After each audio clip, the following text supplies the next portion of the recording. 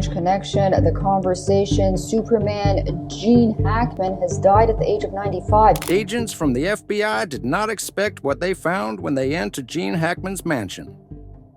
They were surprised to find what was hidden inside the property of the famous actor.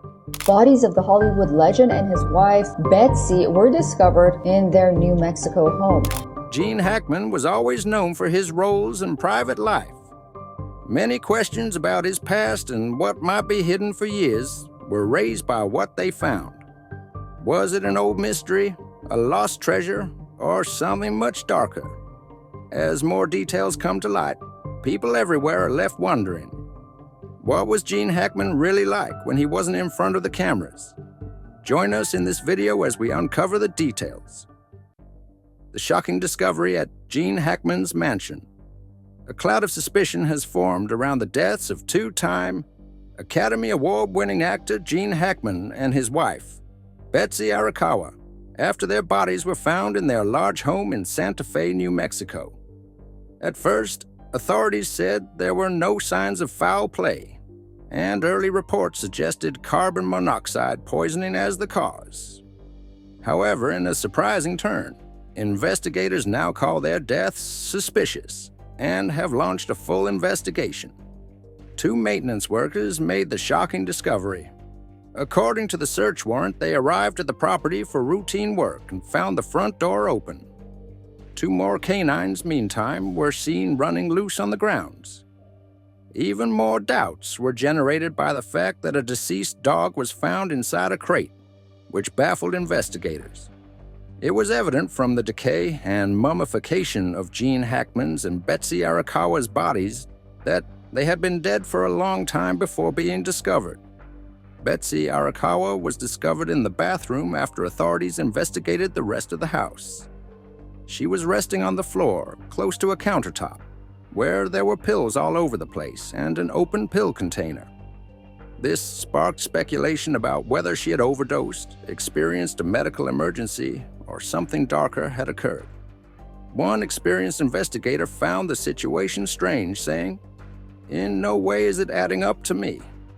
I've handled thousands of death cases over my career, and it is an anomaly to have two people fall over dead at the same time without some major cause."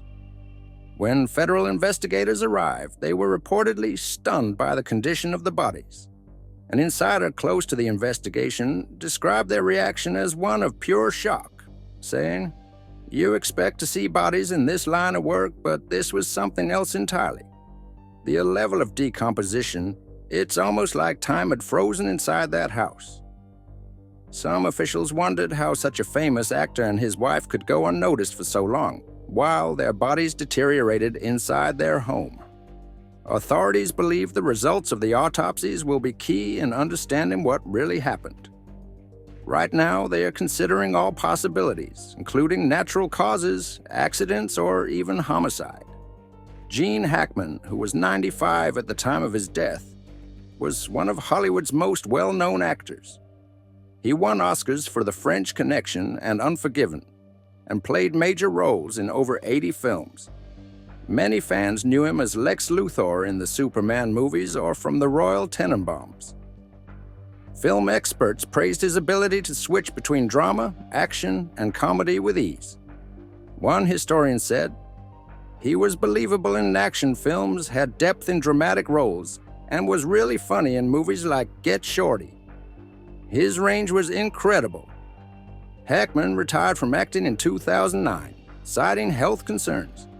His last appearance at an award show was in 2003 when he received a Lifetime Achievement Award at the Golden Globes.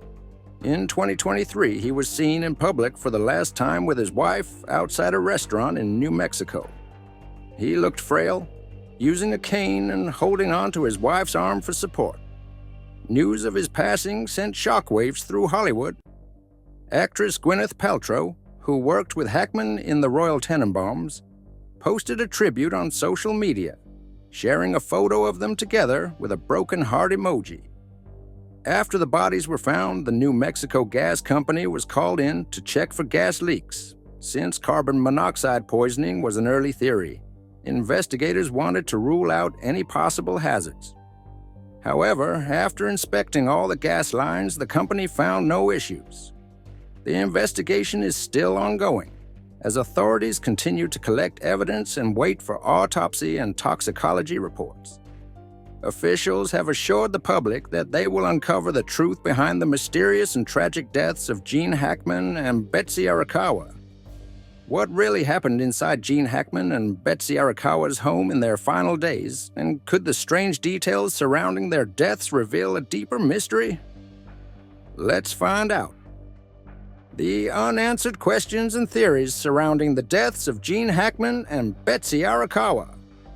The bodies of Gene Hackman and Betsy Arakawa showed signs of drying out, which has led to many questions about how long they have been there and what caused their deaths. Some believe it may have been natural causes, an accident, or something self-inflicted. Others wonder if something more unusual happened. When deputies arrived, they found the couple's front door open. This has raised concerns about whether they left the door open themselves, possibly because they felt unwell, or if someone else had entered or left before the police arrived. Inside, Hackman was found in a small room near the back door. It looked as if he had fallen, as a cane and sunglasses were nearby. Arakawa was found in a bathroom on the other side of the house. A space heater had been knocked over and pills were scattered on the counter, next to an open prescription bottle. The house had 3 pets. 2 of them were still alive, but one was discovered dead in a carton. The survival of 2 dogs raises the possibility that food or water was available for a while.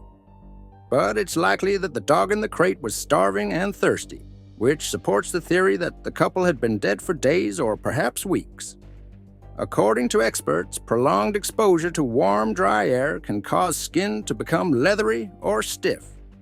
Since this typically takes a few days to weeks, the couple had probably passed away for some time. It's not clear how warm or dry the house was at the time, but the space heater near Arakawa suggests that heating was being used. This could have made the air drier, speeding up the process. However, without further testing, the exact time of death is unknown. Authorities have ruled out carbon monoxide poisoning because fire officials and gas company workers found no signs of a leak, and the alleged autopsy confirmed it. There was also no sign that anyone had forced their way into the home, and neither of the bodies had any clear injuries. Despite this, investigators are keeping all possibilities open. Some have speculated that this may have been a case of one person taking another's life before their own. However, there are no obvious signs of violence, and in such cases, people often leave notes or arrange their surroundings in a certain way, which does not appear to have happened here. Another theory is that the couple chose to end their lives together, possibly due to health concerns. In cases like this, people often take an overdose while lying next to each other. But since they were found in different rooms, this explanation does not fully make sense either. It is also possible that one of them died first, perhaps from a fall, an illness, or an overdose, and the other followed soon after, unable to cope. If Hackman fell in the mudroom, Arakawa may have found him and taken pills in distress. However, this remains unclear until test results show if any substance were involved. Another possible cause could be something in their environment, such as extreme dehydration or exposure to something harmful. Investigators are now looking into their medical history to see if either had health issues that could explain their sudden deaths. Since there are no clear answers yet, investigators are looking at all possible clues. Tests on their bodies could take weeks or months. Police are also checking their phone records, emails, and medical visits to see if anything unusual happened in the days before they died. Some have questioned whether another person could have been involved. While there were no signs of forced entry, the open door suggests someone may have been inside. It is unclear whether that person was a visitor, someone who found them earlier, or someone with harmful intentions. Right now, the cause of death is still unknown. Whether it was a tragic accident, a decision they made, or something else entirely remains to be seen. until medical tests provide more answers, people will continue to wonder what really happened to Gene Hackman and Betsy Arakawa. But with so many unanswered questions surrounding their deaths, could a loved one's perspective shed new light on what really happened? Keep watching to find out. Unraveling the carbon monoxide theory. According to Gene Hackman's daughter, Gene Hackman's daughter has spoken about his sad passing at 95, saying she thinks carbon monoxide poisoning might have caused it. On Thursday, Elizabeth Gene Hackman told TMZ she believes toxic fumes could be the reason for their deaths. A gas company has confirmed it is helping with the investigation into what happened to the couple. Leslie Ann Hackman, the daughter of Gene Hackman, spoke with the Daily Mail after her father passed away. She said that even though he was old, he was still in very good shape. She explained that there were no signs of health problems before he died, so she believes a gas leak or carbon monoxide poisoning might have played a part. In her words, even at his age, he was in great shape. She also mentioned that he had not had any big surgeries in the months before he passed.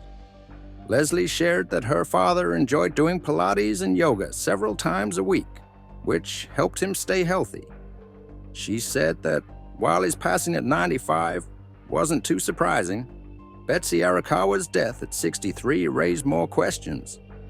She described their marriage as very happy and said, "I believe Betsy played a big part in keeping him going." She talked about how much Betsy cared for him and always made sure he was doing well. Betsy took very good care of him and was always watching out for his health, Leslie said. For that, I am really grateful to her, and I am very sad that she's gone. Elizabeth is one of Hackman's 3 children from his first marriage to Faye Maltese. The two were married from 1956 until they divorced in 1986. Maltese passed away in 2017. Hackman later married Betsy Arakawa in 1991. After leaving Hollywood, he kept a low profile and was hardly seen in public. He made a rare public visit to attend a comedy show in the same city. Gene Hackman's daughters, Elizabeth and Leslie, and his granddaughter, Annie, are heartbroken over his passing. With heavy hearts, we share the sad news of our father, Gene Hackman, and his wife, Betsy's passing. While millions admired him for his incredible acting, to us, he was simply Dad and Grandpa. His loss leaves an emptiness that words cannot fill, and we are truly devastated, said Elizabeth, Leslie, and Annie Hackman in a statement to People. Many well-known stars are also remembering Hackman's legacy, including Clint Eastwood and Morgan Freeman. Eastwood, who directed and acted alongside Hackman in the 1992 Western Unforgiven, shared his thoughts. No actor was more talented than Gene. His performances were always real and powerful, never anything less than perfect, he said in a statement on February 27th. More than that, he was a close friend, and I will miss him deeply, he added. The demise of actor Gene Hackman is still a shock to many. However, he did leave a legacy. How did Gene Hackman go from being an ordinary man to one of Hollywood's most respected actors, leaving behind a legacy that will be remembered for generations? Stay tuned for more. Gene Hackman's legendary career and an unforgettable legacy. Hackman began his acting career at the renowned California Arts School Pasadena Playhouse. However, his peers didn't think well of him and even gave him the lowest chance of success. Hackman was not deterred. Rather, he was inspired to disprove their claims and demonstrate his true abilities. He was at the Pasadena Playhouse when he became good friends with Dustin Hoffman, a famous Hollywood actor. At the first time, Hackman had a problem finding a job.